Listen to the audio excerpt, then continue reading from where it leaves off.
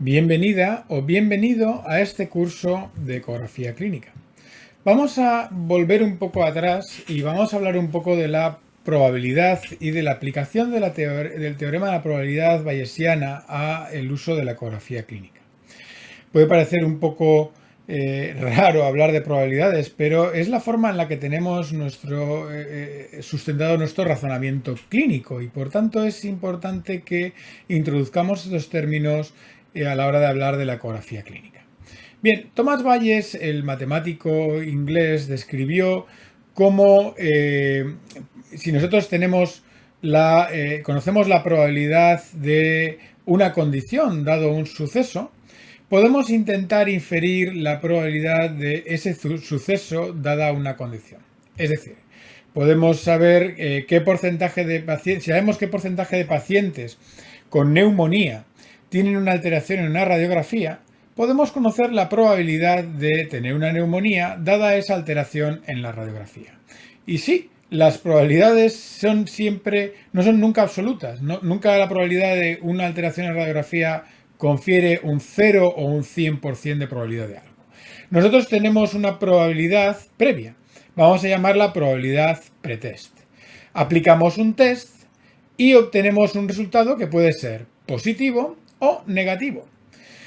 Ese resultado positivo dará lugar a una probabilidad post-test mayor y ese resultado negativo dará lugar a una probabilidad post-test inferior, pero es raro que algo dé una probabilidad post-test de 0 o de 100.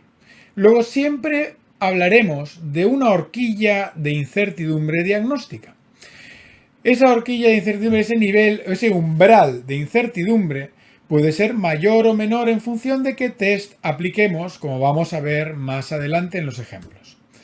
Bien, en ecografía nos gusta utilizar un concepto que es diferente a la sensibilidad y a la especificidad de una prueba, incluso al valor predictivo positivo y negativo. Esto es el likelihood ratio o razón de verosimilitud positiva o negativa. El concepto estadístico es cuánto más probable es ver un resultado positivo en enfermos respecto en no enfermos. Igual que en el likelihood ratio negativo es cuánto menos probable es ver un resultado negativo en sanos que en no sanos. Esta característica es propia de la prueba y va a ser un número en la razón de verosimilitud positiva que va a ir del 1 al infinito. Y en la razón de verosimilitud negativa va a ir del 0 al 1. Luego, en función de ese número, vamos a obtener una probabilidad post-test más incrementada o más disminuida. Hay unos valores de likelihood ratio por encima y por debajo de los cuales un test puede resultar útil o no útil. Una razón de verosimilitud positiva, un likelihood ratio positivo, por encima de 6 o por debajo de 0,6 suele ser bueno. El resto, si es una razón de verosimilitud positiva cercana al 1, es pobre. Nos va a dar una muy pobre capacidad de discriminar o de repriorizar probabilidades. Al igual que una razón de verosimilitud negativa que es cercana al 1 o es mayor de 0,5 va a ser muy poco capaz de distinguir. Vamos a ver un ejemplo. Esto, ¿cómo lo podemos aclarar de una forma un poco gráfica? En el 79, un matemático que se apellidaba Fagan escribió una carta al New England modelando esta forma de cálculo probabilístico. Nosotros podemos asignar una probabilidad pretest que puede venir de la prevalencia en estudios, puede ser una probabilidad intuida, por ejemplo, y a través colocamos la likelihood ratio de la prueba en el eje de en medio y trazamos una línea que nos dará lugar a la probabilidad post-test. Hoy en día hay software, hay apps para los smartphones que nos permiten hacer esto mismo. También hay un montón de estudios en ecografía clínica que nos dan esos valores de likelihood ratio para una indicación en concreto. Aquí veis el nomograma de Fagan. Aquí representaríamos la probabilidad pretest y marcaríamos la likelihood ratio de una prueba, y al trazar una línea nos daría lugar a la probabilidad post-test. Lo vamos a ver ahora con los ejemplos. Vamos a evaluar la posibilidad de una paciente con disnea, ¿de acuerdo? La disnea puede corresponder de una forma muy simplista a un problema cardíaco o a un problema no cardíaco, como puede ser el asma. Bien, ¿cómo podemos acercarnos un poco a ver la utilidad de la ecografía clínica en este aspecto? Pongamos que en realidad la paciente tiene una insuficiencia cardíaca. Esa es la realidad.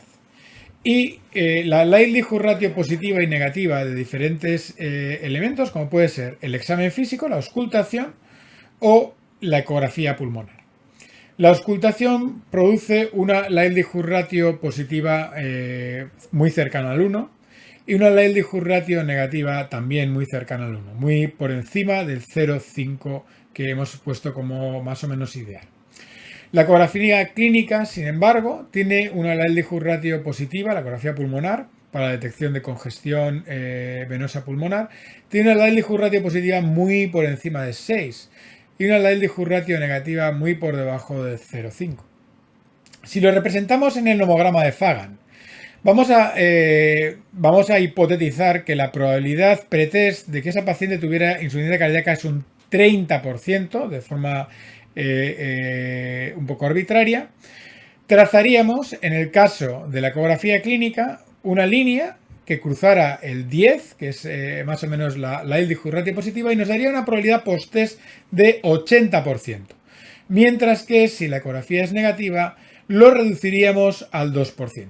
Es decir, la información añadida que tenemos con esta prueba nos permite modificar esa probabilidad del 30% hasta el 80% o hasta el 2% en función de que la ecografía sea positiva o negativa.